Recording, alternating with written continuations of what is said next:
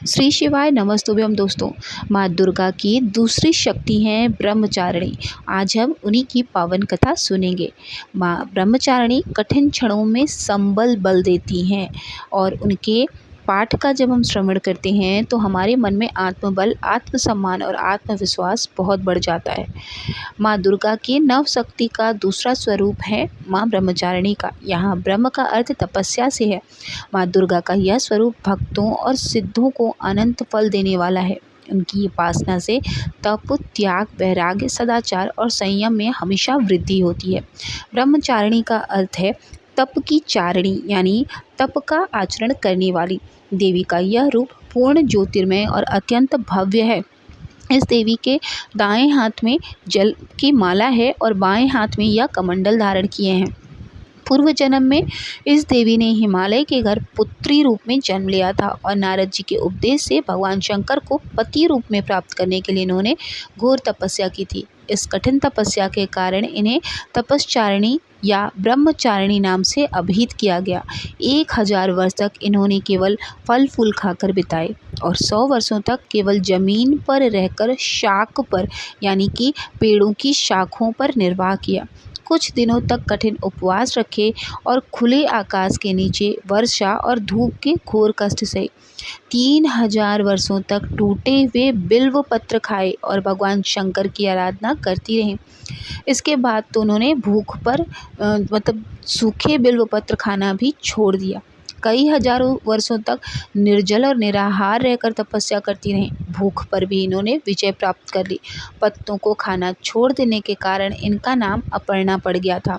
कठिन तपस्या के कारण देवी का शरीर एकदम क्षीण हो गया। देवता, ऋषि, सिद्धगण, मुनि सभी ने ब्रह्मचारिणी की तपस्या को अभूतपूर्व पुण्य कृत्य बताया, उनकी सराहना की और कहा, हे देवी, आज तक इस प्रकार का कठोर तप किसी ने भी नहीं किया है। यह आपसे ही संभव था। आपकी मनोकामना अवश्य परिपूर्ण होगी और भगवान चंद्रमौली शिव जी आपको पति के रूप में अवश्य प्राप्त होंगे। अब तपस्या छोड़कर घर लौट जाओ। जल्द ही आपके पिता आपको बुलाने आ रहे हैं। इस देवी की कथा का सार यह है कि जीवन के कठिन संघर्षों में भी मन विचलित नहीं होना चाहिए। माँ ब्रह्मचारिणी देवी की कृपा से सर्व सिद्धि प्राप्ति होती है। दुर्गा पूजा के दूसरे दिन देवी के इसी स्वरूप की उपासना की जाती है।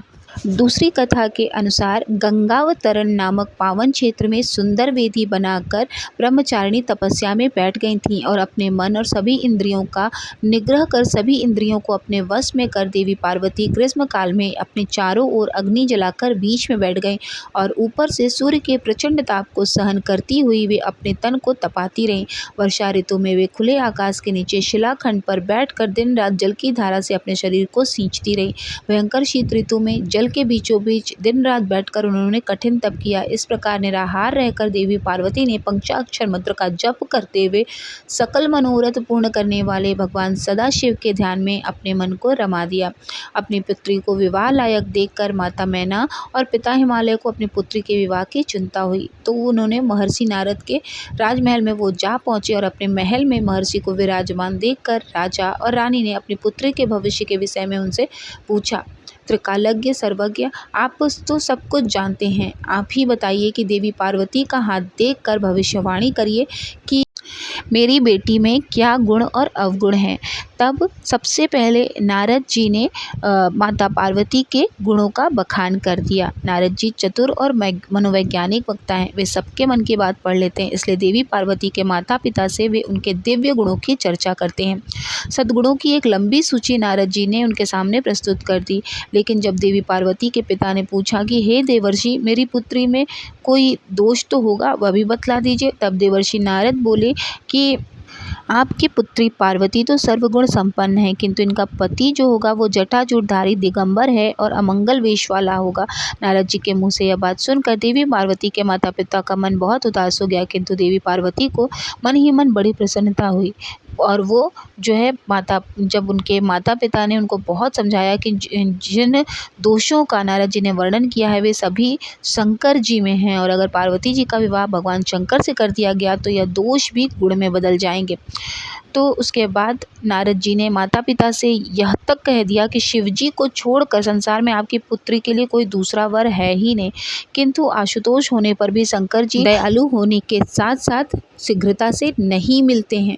यानी कि शिव जी को मनाना तो आसान है, लेकिन उन्हें विवाह के लिए मनाना बड़ा कठिन है। यानी कि शिव जी कठोर उपासना से प्रसन्न होते हैं।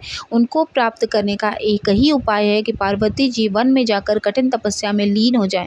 तब देवर्षि नारद की प्रेरणा से अपने माता पिता की आज्ञा लेकर देवी पार्वती हिमालय के गहन वन में तपस्या करने के लिए चली गईं। पार्वती जी के तप में हठ से अधिक भगवान शिव को प्राप्त करने का अनुराग था, इसलिए शिव जी के चरणों का ध्यान करते हुए उन्होंने सभी प्रकार के सुखों का त्याग कर दिया। भगवान शंकर के चरण कमलों में नित्य नूतन अनुराग होने के कारण अब तो उन्हें अपने शरीर की भी सुधि नहीं रही। उन्होंने तन और मन से पूरी तरह अपने आप को तपस्या में लीन कर दिया और 1000 वर्ष तक मूल और फल खाकर 100 वर्ष तक उन्होंने केवल शाक का आहार किया। कुछ दिन तक उन्होंने केवल पानी और हवा का सेवन किया और फिर कुछ दिनों के बाद उन्होंने भूख पर विजय प्राप्त कर ली थी। कहा यह भी जाता है कि सूखी पत्तियां यानी कि बिल्व पत्र की पत्तियां खाई थी उन्होंने कुछ दिन और उसके बाद उसे भी बंद कर दिया था। इस कठिन तपस्या को देखकर आकाशवाणी हुई कि हे देवी, आपकी सभी मनोकामनाएं पूरी हो गई हैं और अब आप अपना हठ और तप दोनों छोड़कर घर चली जाइए। भगवान शंकर आपसे मिलने जल्दी आएंगे।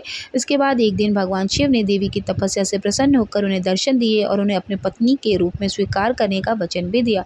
कठिन तपस्या में लीन होने के कारण और सभी प्रकार के सांसारिक सुखों का त्याग करने के कारण ही माँ के इस रूप की पूजा की जाती है। ब्रह्मचारिणी की पूजा करने के से सभी प्रकार के सुख समृद्धि की प्राप्ति होने के साथ ही साथ सारे मनोरथ भी पूर्ण हो जाते हैं। प्रेम से बोलिए ब्रह्मचारिणी माता की जय। अब सुनिए महिषासुर मर्दिनी स्तोत्र का हिंदी अनुवाद। हे हिमालय राज की पुत्री, हे गिरजा देवी, विश्व को आनंदित करने वाली देवी, नंदी गणों द्वारा पूजित गिरि श्रेष्ठ विंध्याचल के शिखर पर निवास करने वाली देवी, अपनी लीला से भगवान श्री विष्णु को प्रसन्न करने वाली, इंद्रदेव के द्वारा नमस्कृत भगवान नीलकंठ की पत्नी, विश्व में विशाल कुटुंब वाली और विश्व को संपन्नता देने वाली, हे महिषासुर का मर्दन करने वाली भगवती, अपनी बालों की लता से आकर्षित करने वाली पर्वत की पुत्री, आपकी जय हो। देवों को वरदान देने वाले, दुर्धर और दुर्मुख असुरों को मारने वाली और स्वयं में हर्षित रहने वाली, तीनों लोगों का पोषण करने वाली, शंकर जी को संतुष्ट करने वाली, पापों को हरने वाली और घोर गर्जना करने वाली, दानवों पर क्रोध करने वाली, अहंकारियों के घमंड को सुखा देने वाली, समुद्र की पुत्री, हे महिषासुर का मर्दन करने वाली, अपने बालों की लता से आकर्षित करने वाली पर्वत की पुत्री, आपकी जय हो। हे जगत माता, हे मेरी माँ, प्रेम से कदम्ब के वन में वास करने वाली, हास्य भाव में रहने वाली, हिमालय के शिखर पर स्थित, अपने भवन में विराजित, मधु की तरह मधुर मधु कैडब का मद नष्ट करने वाली, महिष को विदर्ण करने वाली, सदा युद्ध में लिप्त रहने वाली, महिषासुर का मर्दन करने वाली, अपने बालों की लता से आकर्षित करने वाली, पर्वत की पुत्री, आपकी जय हो। शत्रुओं के हाथियों की सूंड काटने वाली और उनके 100 टुकड़े करने वाली, जिनका सिंह शत्रुओं के हाथियों के सर अलग अलग टुकड़े कर देता है, अपनी भुजाओं के अस्त्रों से चंड और मुंड के शीश काटने वाली, हे महिषासुर का मर्दन करने वाली और अपने बालों की लता से आकर्षित करने वाली, पर्वत की पुत्री, आपकी जय हो। रण में मद्दोन्मत्त शत्रुओं का वध करने वाली ब्रह्मचारिणी की जय हो। तो इस तरह से माता की कथा का श्रवण अवश्य करिएगा और अध्याय पूरे करिएगा दुर्गा सप्तशती के, जिससे कि आपको विशेष लाभ मिले और आपके अंदर सकारात्मक ऊर्जा बनी रहे। मिलेंगे नेक्स्ट वीडियो में, तब तक के लिए ओम नमः शिवाय, जय माता दी।